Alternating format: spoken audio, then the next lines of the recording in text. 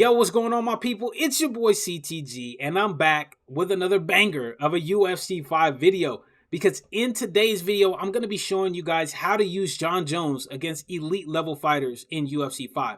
Now, for those of you guys that this is your very first UFC game, Jon Jones is one of the hardest fighters to use, man. And he has been ever since EA started making the UFC franchise.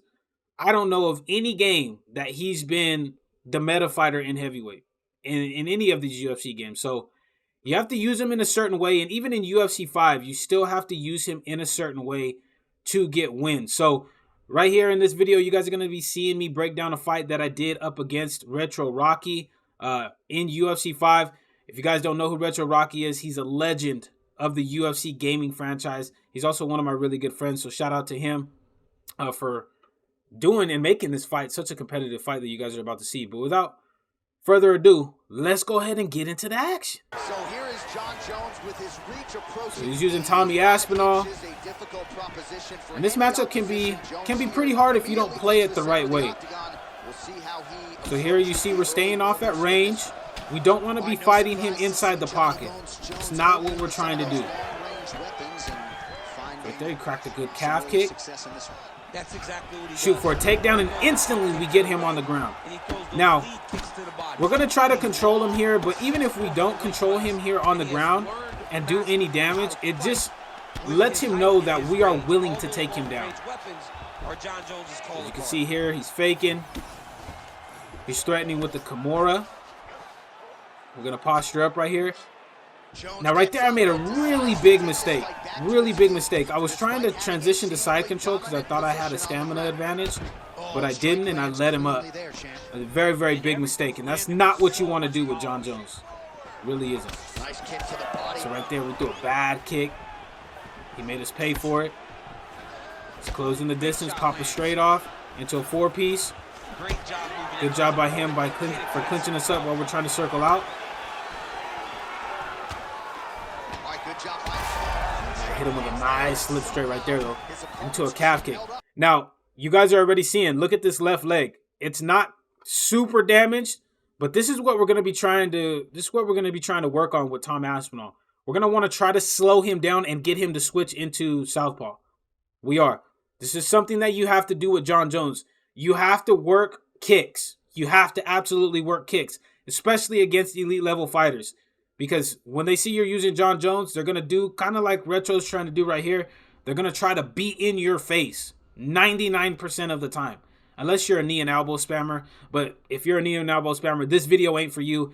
Get up off the channel. You feel what I'm saying? We don't do that over here. But in order to successfully use Jon Jones against any kind of fighter, especially elite fighters, you have to be able to use kicks. And in this fight, I want to use the leg kicks and the calf kicks against Retro Rocky here. His opponent's chin held up, but you do not want to be right there. Hit him with a nicely timed knee as he was trying to step in.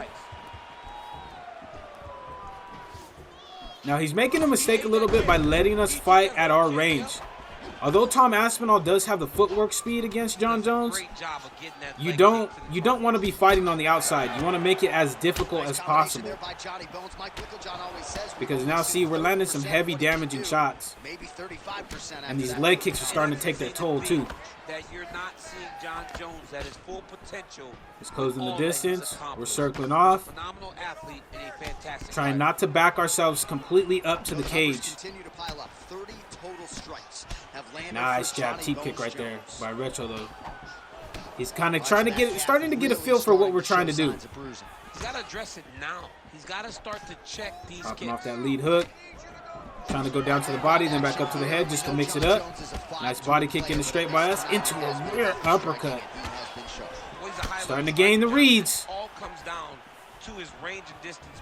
But you see here how basically what I'm doing is I'm getting my damage in and then I'm retreating back to a safe range. That's how you have to play with Jon Jones. You have to make your opponent respect that you're going to get damage up close and then get the hell out of range. You have to do it.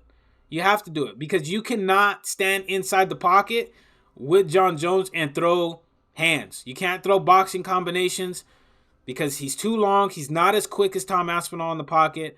So the only real thing that I can do is throw elbows. And those are a little bit dangerous because if he pull counter elbows me, he's going to do just as much damage off the pull counter as I would standing in the pocket hitting him with a spinning elbow or something like that. So that's why you guys see I'm getting my damage in, cracking these leg kicks, and then I'm immediately retreating out of there to gain my space back to where I can hit him if he throws something reckless, but he can't hit me. So very key tip if you're going to be using Jon Jones. And by doing that, he confuses his opponents. Tonight, he has all those tools going, and they're working at a rate that staying he patient with it. probably couldn't have even expected. Miss on the teep kick, and there it is. He's starting to try to make that read off the teep kicks and off the leg kicks. So we have to be careful when we're throwing these things. So he's really starting to put together some significant body shots Taking here. our time. Nice head on. kick on the retreat right there. Teep kick to the body. That's the end of the first round. We did some very, very solid work in that first round. We worked the legs. We were able to get him down to make him have to respect the takedowns. And we did some nice damage off at distance. So the three things that we needed to happen against Retro in that first round, we were able to make happen. So here in the second round, we're going to see what he does to adjust and then be ready to make the in-fight adjustments. So now notice he's starting to still trying to fight us off at range. Pressing forward a little bit. Popping off that jab. The big mistake I think that he's doing right here is he's not putting the pressure on us with the strike speed of Tom Aspinall. And he's also not working our leg from distance either. We're able to clinch him up. Nice double hook right there. Almost rocked us. But now it feels like we're starting to get him playing very reactionary, which is really where we want him to be at. Right there, he popped off a nice straight. Able to time the rhythm. Still chopping at that leg. Nice straight. Into a nice two-piece combination on Retro right there. And notice how I'm not rushing anything, guys. You don't have to rush strikes in this game. And that was some of the mistakes that you guys were seeing me make a while ago on stream, man. I was just trying to rush finishes. But the more you rush, the more the game makes you pay. So right here, we're just taking what he's giving us. We're chopping the leg. We're mixing it up high-low. Nice teep kick. Nice jab, calf kick by us. Double jab closes the distance into the elbow. And see, that's what I was talking about. That's what I was talking about earlier. When we get in close, the only real thing I can do is throw that elbow. So you see me throw that lead elbow in there real quick on the offbeat as the offbeat strike, and it landed. That's the only real thing you're going to see me be doing inside this pocket. I'm either going to be throwing that elbow or I'm going to be clinching him up. I'm not going to be standing here trying to go boxing combination for boxing combination with Tom Aspinall. That's not what we're going to do. Another lead elbow. Notice how I'm not spamming him. I'm trying to time him out when I feel like he's going to start on a combination. Nice connection there by Jon Jones, and he is fighting with a definite killer instinct. Nice double jab into a straight, breaks down the block a little bit. You shoot for a single leg power takedown, and we're able to get it right there. That's what we needed. Got him focused on the striking, took him down. And that's what you got to do with Jon Jones. Set up your takedowns with nice striking, and here we're in full mount. But he's able to hit the get up quick, man. Real nice work from Retro. And that's that composure that we talked about in yesterday's video. Here we're still chopping at that leg. We're winning this round again. Just taking our time. Hit him with a nice knee as we walk forward. There's the elbow again, just because I thought he was going to throw an offbeat combination, but he didn't. We get the nice leg rock right there. Crack him with an uppercut. Jab leg kick again. And now, something that I threw right there, I want you guys to try to utilize is that lead body hook. The lead body hook from Jon Jones, I believe, is still a level 5 because he chucks that thing a lot in real life. He threw it against Dominic Reyes. He threw it against Daniel Cormier. He throws it against a lot of people. So that move level itself does quite a bit of damage, and it's a very, very nice, sneaky little body damage. Does nice, sneaky little body damage. So definitely work that in if you're going to be using Jon Jones. Right there, we were able to rock him off the front kick. Barely missed on the head kick. And that's the end of the second round. Hey, we're working him. We are working him, ladies and gentlemen. We're doing some really solid damage. We've gotten both of the takedowns that we've actually shot for, and we've hurt him twice already in this fight. So we're doing some good work. So we're going to try to maintain what we've been working on. Chopping at that leg. He switches into southpaw finally, which is what we wanted him to do. But it's going to slow down his offense a little bit. Still throwing that lead elbow. Miss on the body shot. He made us pay with a nice jab. Right there, hit him with a nice time straight. Oh, we almost got him with the slip counter elbow right there. That would have did some nasty damage. But he sees it. He's just a step behind in the reads, though. Just a millisecond of a step behind. And we're making him pay. Here he's back on the pressure. We're back on that calf kick. Now we're going to be looking for a finish, but we're not going to be rushing to get one.